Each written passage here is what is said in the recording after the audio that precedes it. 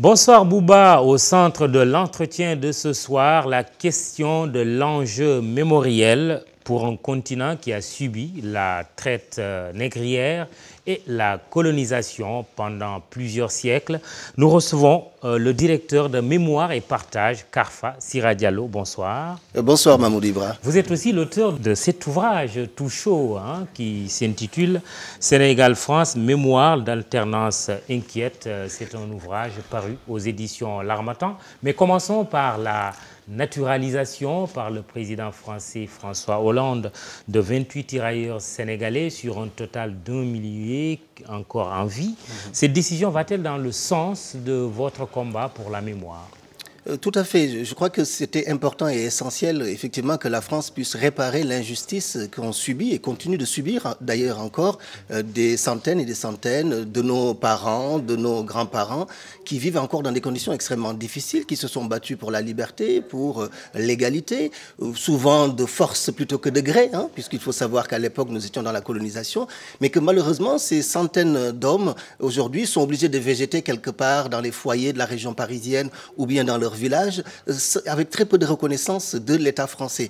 Et il était important pour nous, effectivement, que le président français puisse rentrer dans une perspective de réparation, finalement, de cette injustice. Alors, c'est vrai qu'il a profité de la visite du président Macky Sall, qui était à Paris en décembre dernier, pour annoncer qu'il allait faciliter la naturalisation de ces tirailleurs. C'est une demande que nous avions, c'est une revendication que nous portions avec d'autres. Nous sommes effectivement assez heureux que cette revendication soit satisfaite, mais elle a été quand même dans des conditions qui nous semblent encore assez floues, dans la mesure où il n'y a pas de décret, il n'y a pas de loi, il n'y a aucune obligation qui sera faite au prochain président de la République, au prochain gouvernement, de respecter finalement ces décisions. Donc, en plus, oui. Donc oui, effectivement, c'est une première étape que nous venons de gagner. En plus, 28 sur un total d'1 millier. Absolument, absolument. 28 sur un total absolument. C'est une goutte d'eau dans la mer et dans des conditions quand même assez floues, qu'on ne maîtrise pas. Mon bureau, moi-même, à Bordeaux, avait ouvert un guichet et nous avons plus d'une trentaine de tirailleurs sénégalais qui nous ont écrit d'Afrique, mais aussi de France et qui demandaient donc leur naturalisation. Il faut en faire la demande. Il faut en faire la demande. Et il faut savoir aussi que ce n'est pas automatique non plus. Ce n'est pas automatique non plus, et il faut résider en France. C'est-à-dire que la naturalisation est assujettie à l'obligation de résidence.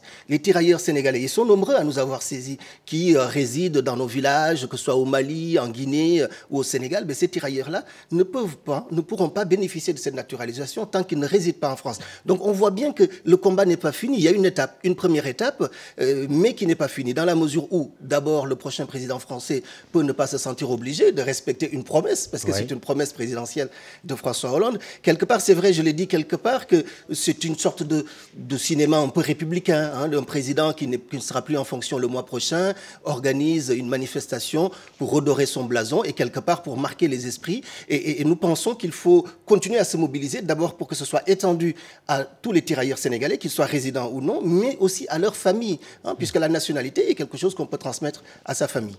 Alors, l'élection présidentielle française, le premier tour, c'est dimanche. Emmanuel Macron, un des candidats, sans parti pris, a fait cette déclaration. La colonisation est un crime contre l'humanité. Cela a soulevé un tollé. Vous rentrez de la Guinée, où vous avez fait un plaidoyer pour la criminalisation de la traite des Noirs et de l'esclavage. Est-ce que ce que Macron a dit vous parle ? Mais bien évidemment, tout le monde sait que cette entreprise colonialiste d'exploitation, de pillage, de déportation pendant plusieurs siècles de plusieurs millions d'Africains est une entreprise terrible qui agresse ce que nous avons de plus commun, cette humanité que nous avons de plus universelle. Bien évidemment que c'est un crime contre l'humanité, mais vous aurez remarqué que Emmanuel Macron a aussitôt rétropédalé, puisque cette déclaration a soulevé un tel émoi dans la population française qu'il a été obligé de revoir son propos. C'est pour dire que la question de l'entreprise coloniale, la question de ce crime contre l'humanité est une question qui n'est pas encore suffisamment digérée par la société française. Elle traîne encore ça comme un boulet, alors qu'elle ne devrait pas. Aujourd'hui, l'Afrique, les relations entre l'Afrique et la France, les relations entre l'Afrique et l'Europe, ce sont des relations qui sont basées sur l'idée de la souveraineté, de l'indépendance. Des crimes quand même plus récents ont été qualifiés de crimes contre l'humanité. Mais c'est aussi quelque part, et vous le soulignez tout à l'heure, je rentre de Conakry où nous avons animé un séminaire de l'école des mémoires et nous avons adressé un plaidoyer aux autorités guinéennes, un plaidoyer pour que la traite des Noirs et l'esclavage soient déclarés crimes contre l'humanité. C'est que quelque part, nos États africains... Mais pourquoi, justement, l'Afrique ne le réclame pas? C'est le grand problème, puisqu'en fait, nous avons subi un crime contre l'humanité. Des millions et des millions d'Africains ont été déportés dans des conditions extrêmement terribles. Et pour autant, à part le Sénégal, aucun autre pays africain n'a déclaré la traite des Noirs et l'esclavage crime contre l'humanité.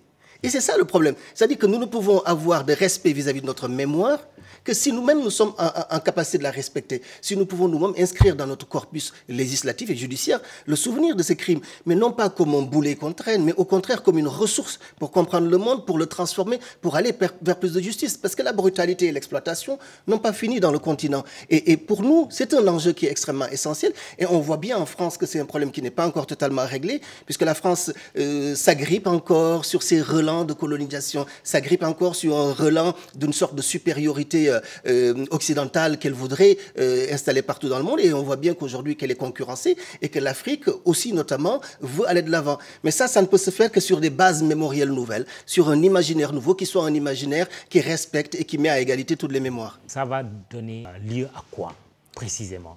Parce que ceux qui ont pratiqué l'esclavage ne sont plus de ce monde.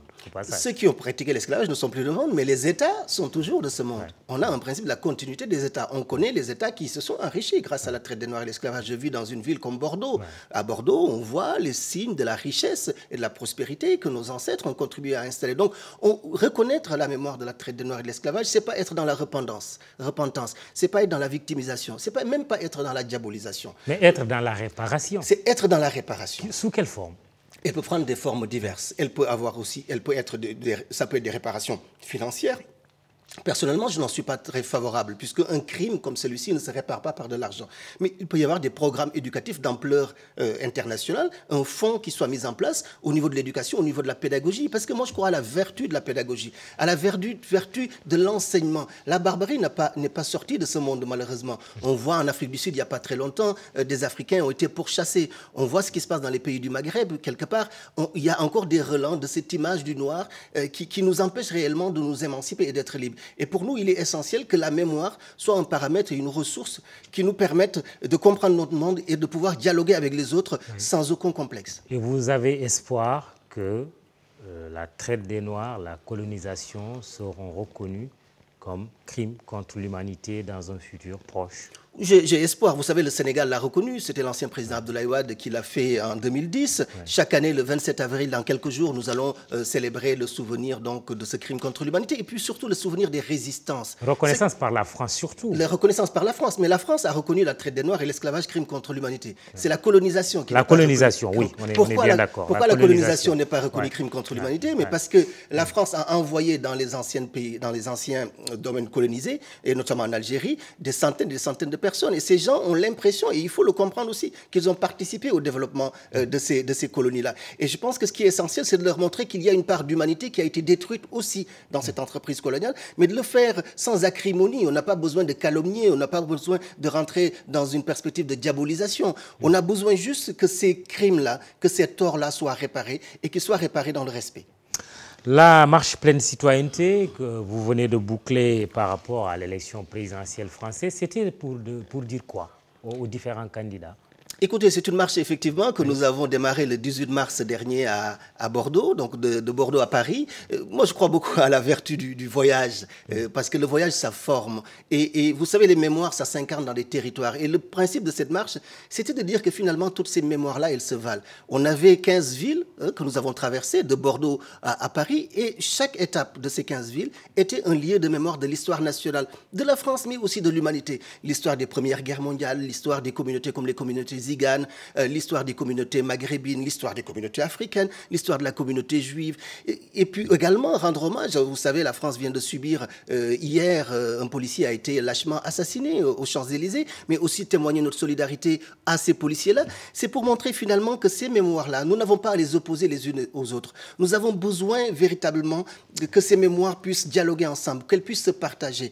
Et cette marche de la pleine citoyenneté avait pour objectif de réunir un cahier de doléances au bout de ces 15 villes, nous avons réuni un cahier de doléances, donc avec un certain nombre de doléances de pleine citoyenneté, puisque la citoyenneté, au fond, c'est ce qui nous réunit au-delà de nos appartenances communautaires et de nos origines. C'est cela qui est le socle fondamental. Et il faut bien remarquer et admettre que la citoyenneté française a été démembrée, désarticulée ces dernières années. On a des citoyens de différentes catégories. C'est pour ramener cela, mais le ramener toujours par la mémoire, par ce lien qui nous lie, cette célébration de nos humanités dans ce qu'elles ont de plus intime et de plus universel.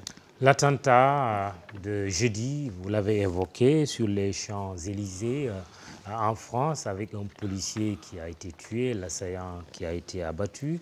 Vous craignez que ce fait-là joue en faveur de l'extrémisme, de l'extrême droite plus précisément, dimanche? Oui, absolument. Je crois que la violence a changé de visage aujourd'hui. Et malheureusement, la violence va continuer crescendo. Pourquoi? Parce que le discours politique est devenu aujourd'hui un des vecteurs de la violence. On a bien constaté ces dernières années une sorte de lépénisation des esprits.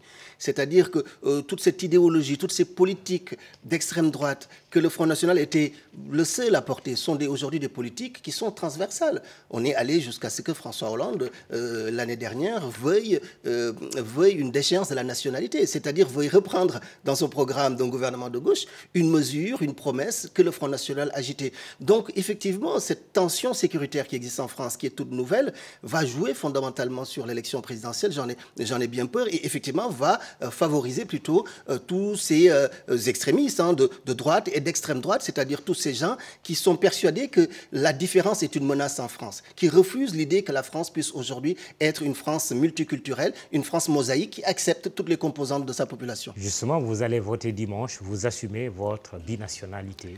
Oui, bien sûr, oui. il faut l'assumer parce que si vous voulez, ce sont nos héritages. Un héritage, vous savez, c'est pas comme un supermarché. On peut pas venir et prendre ce qui nous plaît et jeter ce qui ne nous plaît pas. Un héritage, on prend tout. Bien sûr, on fait un inventaire. On ne prend pas tout ce qui attente à la vie humaine, tout ce qui est un mécanisme de domination vis-à-vis des autres. Mais pour autant, je crois que ces héritages-là, ils sont nécessaires. Et le fait d'assumer sa binationalité, c'est une façon de pouvoir être fidèle à ces deux origines.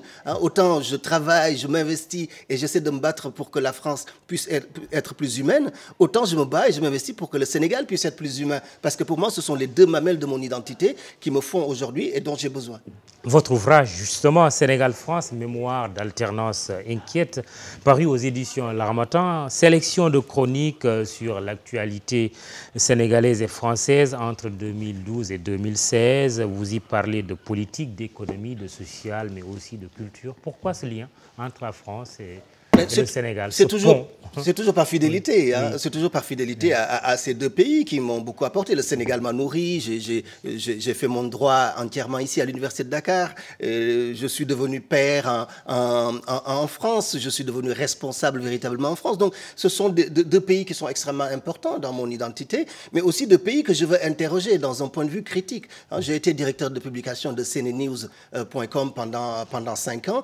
Et c'est vrai que pendant ces 5 années, j'ai beaucoup écrit des éditoriaux, des chroniques sur l'actualité sénégalaise, que ce soit sur le pain, le tapalapa, que ce soit sur les dara. À chaque fois que des événements secouaient l'actualité sénégalaise ou bien l'actualité française sur les questions de racisme et de discrimination, j'ai tenu à apporter mon point de vue parce que ça me semble essentiel. Ça obéit au fond à la nécessité de la vérité. C'est-à-dire que si le monde sera meilleur si véritablement nous sommes en mesure de dire la vérité et surtout d'en payer le prix pour être libre.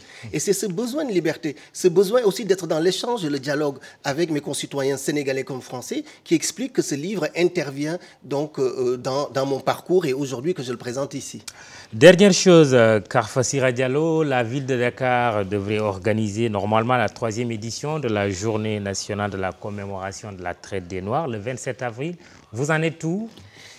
Alors sincèrement, Mamoudou, je ne pourrais pas vous dire, parce que vous savez que la ville de Dakar a subi et est en train de subir actuellement des enquêtes judiciaires qui sont extrêmement importantes. L'incarcération de son maire, Khalifa Sall. Donc, au fond, nous ne savons pas encore si vraiment la manifestation va s'organiser. Nous sommes en train, avec le comité de pilotage qui est dirigé par le professeur Abdoulaye Eliman Kane, de réfléchir et d'essayer de voir dans quelle mesure il est possible quand même d'organiser cette commémoration, cette 3e commémoration de la traite des Noirs et l'esclavage. Mais au fond, cela interroge quoi? Cette difficulté à commémorer notre histoire. C'est que l'État sénégalais lui-même est totalement absent de cette commémoration. Vous imaginez un État qui prend une décision, une loi, qui dit que le 27 avril de chaque année, et la date nationale, la journée nationale de commémoration de la traite des Noirs et l'esclavage. Et je peux vous avouer que jusqu'à aujourd'hui, l'État sénégalais n'a jamais commémoré cette date. Et que même en 2015, le président Macky Sall est allé commémorer la loi française en Guadeloupe. C'est regrettable le 10 mai. Donc je crois qu'il est important que nous puissions prendre notre mémoire au sérieux. Si aujourd'hui les Français peuvent être condescendants, quelque part, à donner quelques naturalisations à nos ancêtres, c'est parce que nous ne prenons pas au sérieux ces histoires-là, ces histoires de vie, ces hommes qui sont battus de gré ou de force pour la liberté, non seulement de la France, mais la liberté du monde. Donc ça me semble essentiel. Et c'est vrai qu'à quelques jours de la manifestation du 27 avril, je ne suis pas en mesure de vous dire si nous allons l'organiser, mais quoi qu'il en soit, nous communiquerons là-dessus. Et nous mettrons l'accent sur la nécessité pour l'État sénégalais de respecter les lois mémorielles qu'il a votées. J'espère que cet entretien servira à quelque chose pour que cette commémoration ait lieu le 27 avril. C'était Karfa Siré Diallo qui était venu nous parler des enjeux mémoriels de son livre Sénégal-France, Mémoire d'alternance inquiète. Karfa Diallo est le directeur de Mémoire et Partage. Bouba, c'est tout pour ce soir. Merci de nous avoir regardés. Excellent week-end. Je vous retrouve lundi, Inch'Allah.